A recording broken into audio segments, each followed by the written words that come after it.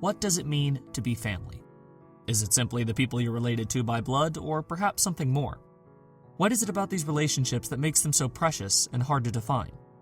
One of my favorite themes in anime, I love watching the unique bonds of family explored in so many different ways, and few places is this more pertinent than the varied works of Kyoto Animation. Obviously, Clannad stands out as the quintessential family anime from the studio's catalog, and for good reason. This is a story completely devoted to capturing the essence of family after all. But even in works not explicitly about family, it still pervades. From Yui and Ui's idyllic, devoted relationship in K-On! To the guidance of Oriki's strong-willed older sister in Hyoka, familial connections play an integral part in so many of these works.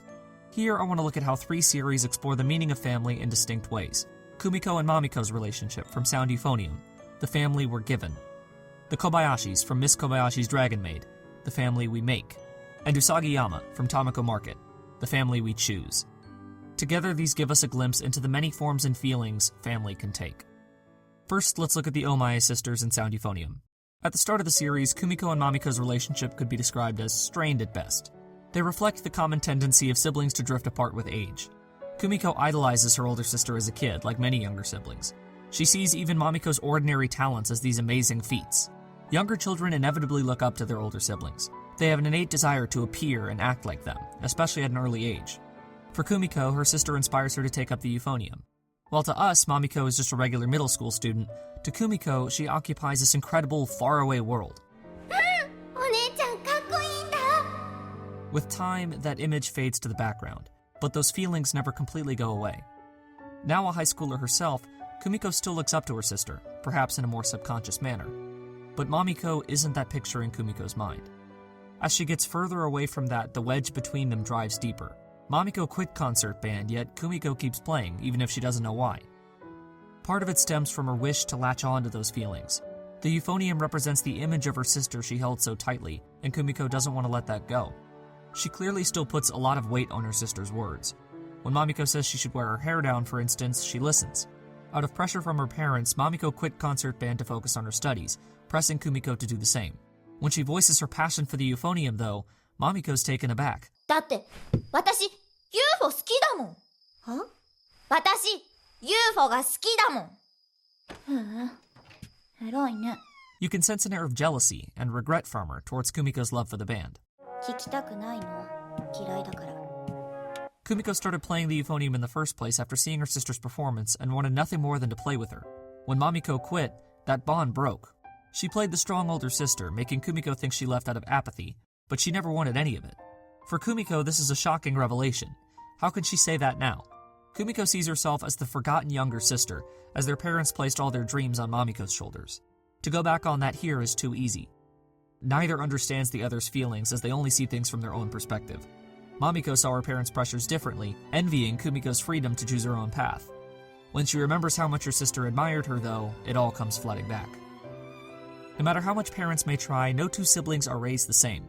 Each of the sisters' positions here feels believable, and something anyone with siblings can relate to. The two finally confront these misunderstandings in episode 10 of season 2.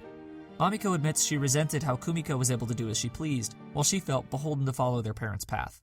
However, she comes to understand that no matter how much pressure she faced from them, she was never powerless in her decisions. Kumiko's proof of that. Kumiko's passion for the Euphonium gave Mamiko the resolve to take charge of her own path. Part of what makes this conflict work is how real it feels. Their dialogue in this scene here has all the subtle jabs and sibling rivalry normal to these relationships. It's not a comfortable conversation, so we see shots of the two shifting their nervous energy into cutting vegetables or washing a pot rather than directly facing each other. Kumiko, meanwhile, comes to terms with her feelings for her sister. Much like Mamiko, she wouldn't let on to how sad she truly is to lose her, not wanting to show that vulnerability. Even as they grew apart, Kumiko, on some level, never stopped seeing her sister as this amazing person. To this point, she buried that affection to the back of her mind, but as the reality of her sister leaving hits her, it pours out. Despite their bickering and resentments, Kumiko loves her sister more than anything. Connecting the dots between all these conflicting feelings, Kumiko breaks down in tears, surprised at her own emotions. As a younger brother to two older sisters around the same age gap, I can relate. The show masterfully executes the sadness of seeing them go.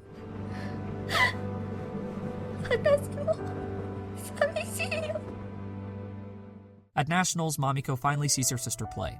After giving her the resolve to speak her mind to Asuka, Kumiko desperately wants to see Mamiko afterwards to do the same with her. When the two find each other, Kumiko at last lets her feelings reach her. お姉ちゃん、私 UFO 好きだよ。お姉ちゃんがいたから私 UFO 好きになれたよ。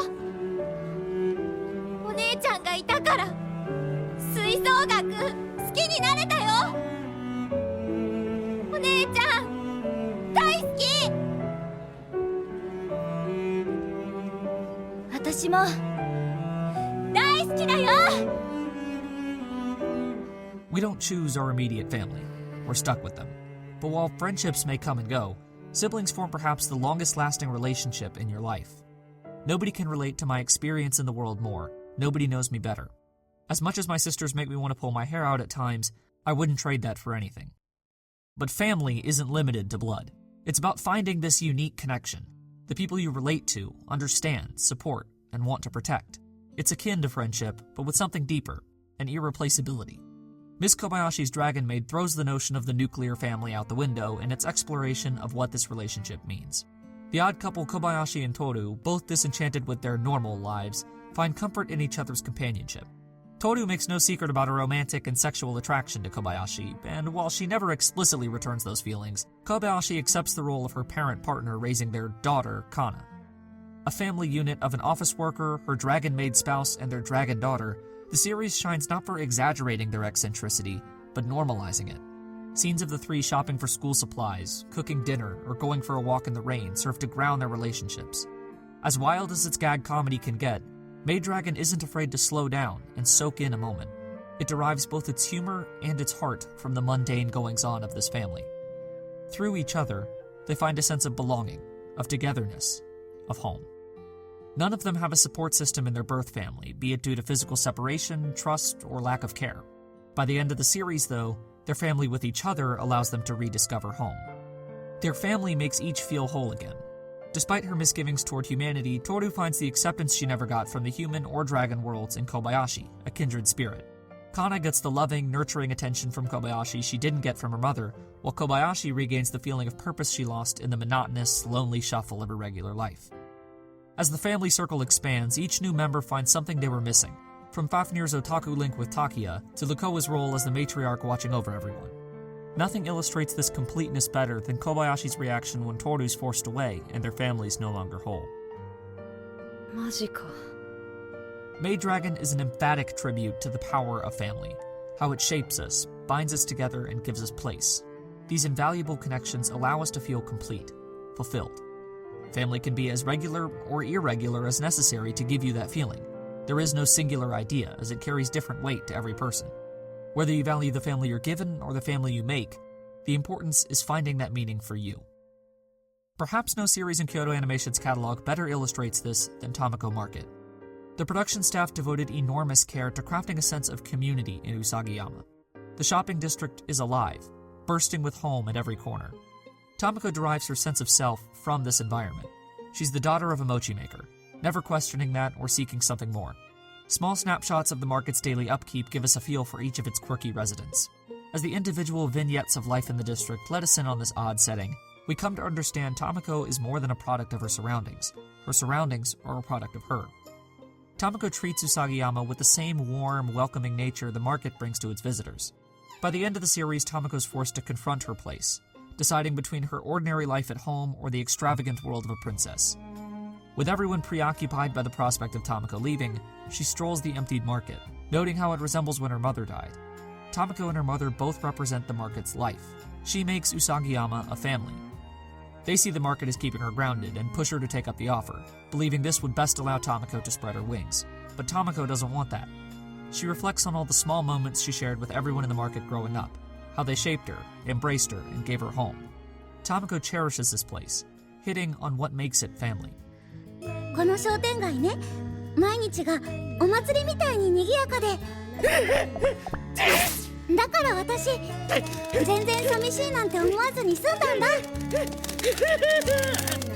ここでよかったって、ここに生まれて育ってだから私 Usagiyama is the family she's given, the family she makes, and now, the family she chooses. What does it mean to be family? The question holds a different answer for each of us. Maybe it's the people who know you better than anyone, who inspire you each and every day. Maybe it's those you connect with most of all, who make you a more whole person by having them in your life. Or maybe it's simply the place you call home. Whatever family means to you, these are special, irreplaceable relationships. This connection, or lack thereof, has a profound impact on our lives. As much variability as there is to the concept of family, at some level we can always relate. Perhaps that's why I love seeing this theme explored in fiction. No relationship is richer, strikes closer to the core of our person. As I sit on what it means to me, I realize my closest family is my immediate family. It's not that we're just related by blood, we're related by experience. When I'm with them, I never feel lonely or detached. I can't say that about anyone else. Whether you call your family by blood or any other measure, I hope you have that relationship with someone. If not, I promise that person is out there. You'll know once you have it. These are the people you feel closest to. The people who may not support every decision you make, but will never stop supporting you. The people whose very presence makes you feel home, makes you feel complete, makes you feel like family.